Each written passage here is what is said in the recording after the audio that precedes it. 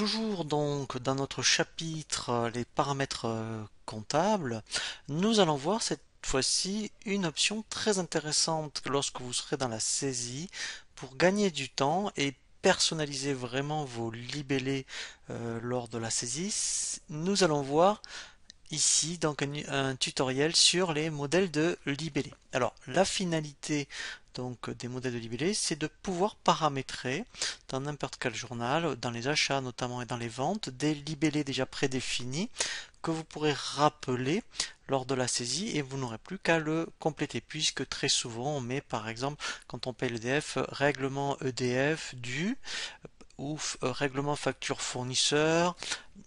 Vous voyez, donc ce sont donc des libellés prédéfinis que l'on peut paramétrer et après vous pouvez donc les compléter. Donc on va faire quelques exemples et on le verra ensuite en utilisation concrète lorsqu'on verra les modes de saisie. Donc là je vais faire ajouter. Alors on peut mettre un code particulier, donc moi je vais les mettre vraiment au fil de l'eau, donc je vais mettre mettons 01. Ici je dis que celui-ci va, alors si je vais l'appeler EDF. Comme ça, moi, je serai que ça s'adresse pour l'EDF. Et là, je mettrai, admettons, alors, ça peut être dans les deux cas, soit pour le règlement, donc on le verra dans la partie trésorerie, et ici par rapport à la facture. Donc là, je pourrais mettre facture EDF due. Comme ça, j'aurais plus qu'à mettre les dates d'abonnement.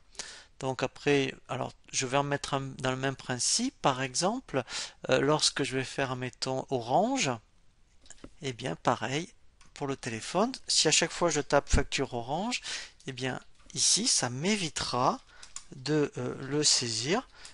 Voilà. Et systématiquement, eh bien, donc, je vais le garder et le rappeler quand j'en aurai besoin. Je vais faire la même chose, par exemple, pour les ventes. Donc là, je vais mettre VT pour vente. Et en libellé, je vais mettre, mettons, ici, je vais dire que ça s'adresse dans le journal ici de vente, voilà. Et ici, je vais mettre, mettons, facture. Alors, si je fais de la formation, ben, ça peut être facture formation, client, et j'aurai plus que le nom du client à taper, par exemple. Ensuite, eh bien, on va faire la même chose en trésorerie, eh bien, puisque ici, donc, j'ai mis EDF, je vais mettre règlement, règle EDF, et là, en libellé, je vais mettre règlement facture EDF. Comme ça m'évitera de le taper. Je pourrais faire donc la même chose pour Orange. Hein. Et après aussi, on peut très bien en faire aussi pour les OD, par exemple pour les salaires. Et ici, je vais mettre, par exemple, écriture. Voilà. Alors ça peut être, parce qu'au niveau des salaires, effectivement, on peut constater le salarial et le patronal.